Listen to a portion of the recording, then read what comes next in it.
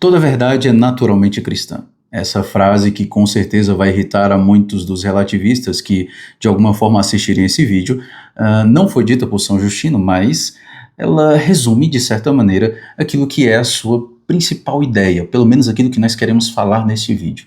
São Justino nos fala das sementes do verbo. Primeiro, quem foi São Justino? São Justino foi um padre da igreja no século I. Ele nasceu no século I, mas viveu no século II. De toda forma, é um padre da igreja que está ali próximo dos apóstolos, né? Então ele está na igreja nascente, a mesma igreja católica que nós vivemos, mas ali nos primórdios. São Justino era filósofo antes de se converter ao cristianismo. Ele procurava a sabedoria, como todo bom filósofo, procurava a verdade. E ao se converter ao cristianismo, ele percebe que o cristianismo é a plena verdade.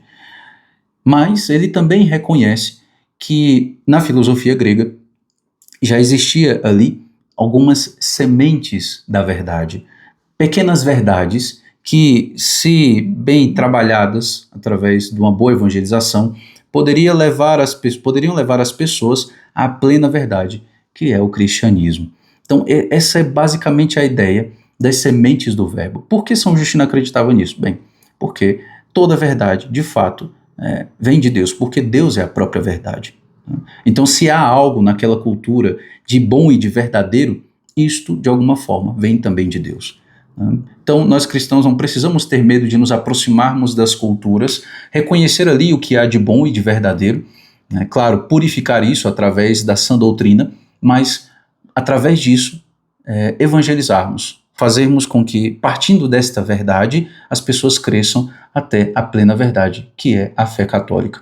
São Paulo já fazia isso. São Paulo fez isso no Areópago, quando esteve em Atenas. São Paulo viu ali uma imagem dedicada ao Deus desconhecido e disse então para os atenienses: este Deus que vocês querem adorar sem conhecer, é este mesmo que eu vos anuncio. Os atenienses, ao escutarem isso, se animaram, porque aquele Deus desconhecido foi apresentado a eles de certa maneira por Sócrates. Sócrates acreditava neste um Deus. Ele não acreditava nos deuses da cidade, apesar de respeitar os deuses gregos, mas ele acreditava nesse um Deus. Sócrates morreu porque, em uma das acusações dele, inclusive, ele foi acusado de ateísmo. E Sócrates se defendia dizendo: não, mas eu não sou ateu, eu acredito no um Deus que fala comigo. Falava com ele através de um daimon, segundo ele próprio. Você pode conferir tudo isso lendo a Apologia de Sócrates. Veja, esse um Deus apresentado aos gregos através de Sócrates, esse desejo dos gregos de adorarem esse Deus, fez com que São Paulo, ao perceber isso, partisse dessa pequena verdade, ou seja, um Deus único criou todas as coisas, partisse dessa pequena verdade para apresentar o Evangelho. Então, São Paulo começa toda a evangelização. Olha, eu vou apresentar a vocês agora este Deus desconhecido. Os atenienses, então, como que se fosse no nosso tempo, pegaram pipocas e começaram a escutar São Paulo. São Paulo foi anunciando, falando do Deus que criou tudo, depois falou da revelação em Nosso Senhor Jesus Cristo, a encarnação, muito bem, Só que chegou um momento em que São Paulo falou sobre a ressurreição da carne. Aí, quando ele falou, estava tudo indo muito bem, mas quando ele falou da ressurreição, e basicamente sobre a ressurreição da carne, aí os gregos falaram: opa, estava interessante até agora, mas sobre isso a gente vai escutar depois.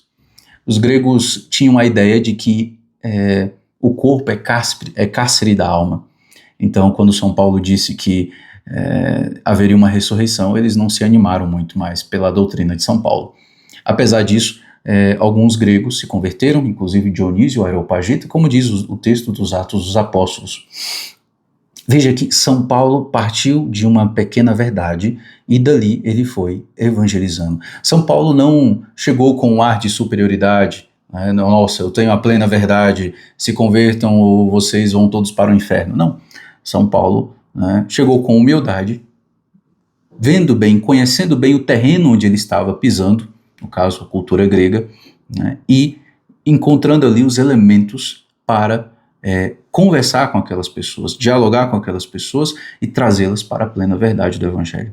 Uma outra coisa importante de se observar é que São Paulo sabe bem quem ele é, sabe bem o que está anunciando e tem plena consciência de que aquela é a plena verdade. Por que eu digo isso? Porque São Paulo não abre mão da verdade da ressurreição. Veja, no nosso tempo há aqueles que querem evangelizar abrindo mão da verdade. Isso é um grande erro. Então não se fala mais do inferno, não se fala mais de castigo. Por quê? Porque essas coisas vão incomodar as pessoas. São Paulo não faz isso. São Paulo permanece firme na verdade. Bem, eu evangelizei. Se vocês não gostaram dessa parte, em paciência, né, algumas pessoas se converteram, né, graças a Deus, é claro. Então, é preciso ter bem firme uma identidade. Nós sabemos quem nós somos. Somos fiéis, somos cristãos, somos católicos.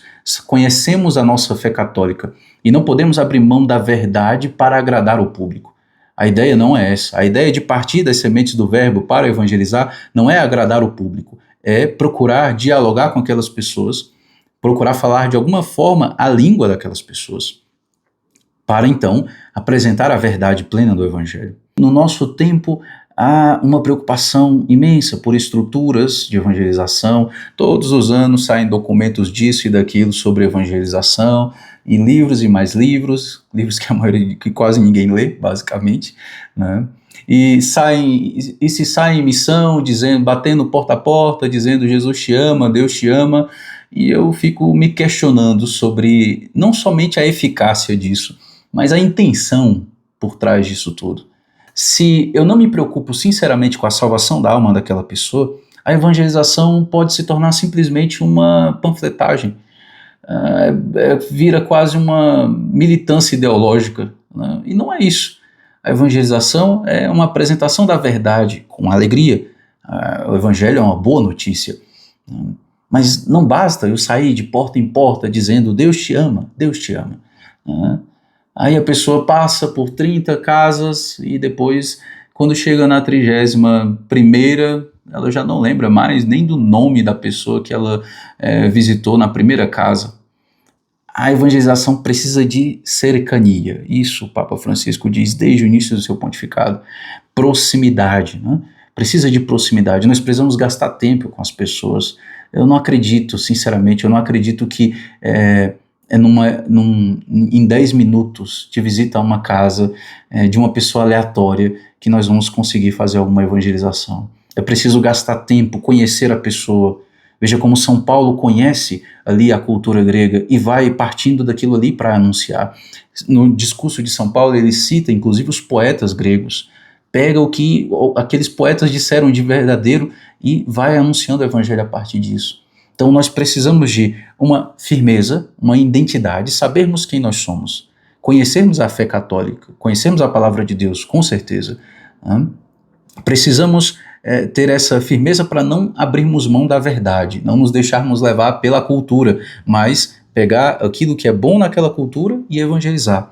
E precisamos, principalmente, eu diria, de cercania, de proximidade, de real interesse pela salvação da alma daquela pessoa. Sem isso, a evangelização vai se perdendo. Né? Vai se perdendo ou porque vai virando quase uma espécie de militância ideológica, ou porque nós mesmos nos deixando levar pela cultura que está aí. Veja como este conceito de São Justino Mártir, é tão importante. Nós entendermos que nós precisamos sim dialogar com a cultura que está aí diante de nós. Nós precisamos sim dialogar com as pessoas que não conhecem o Cristo. Mas nós precisamos, de fato, termos uma identidade, entendermos que nós somos católicos e estamos apresentando a verdade plena, né, que é nosso Senhor Jesus Cristo. Bem, que São Justino então nos ajude a pensarmos melhor a evangelização, ainda que seja um por um. Às vezes as pessoas se preocupam muito com os números. Fizemos uma missão e passamos em tantas quadras aqui, fizemos uma missão e visitamos tantas casas, mas e o nome da primeira pessoa que você visitou? Ou o nome da 14ª pessoa que você visitou? Talvez você nem lembra mais. Podemos chamar isso de evangelização? Talvez não seria melhor gastar tempo com uma pessoa, ainda que seja semanas, ainda que seja meses, mas trazer aquela pessoa de fato para a igreja, ao invés de fazermos missões que acaba que nós nos enganamos a nós mesmos, dizendo nós estamos fazendo algo, né? Mas no fim das contas, né, não estamos fazendo algo nem mesmo efetivo e, infelizmente, em algumas situações, talvez poderíamos dizer que nem mesmo com uma real preocupação pela salvação das almas.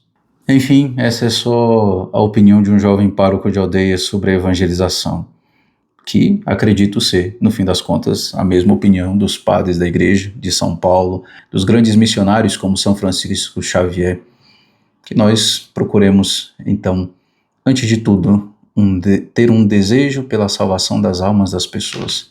Sem isso, a evangelização se perde, nós nos perdemos.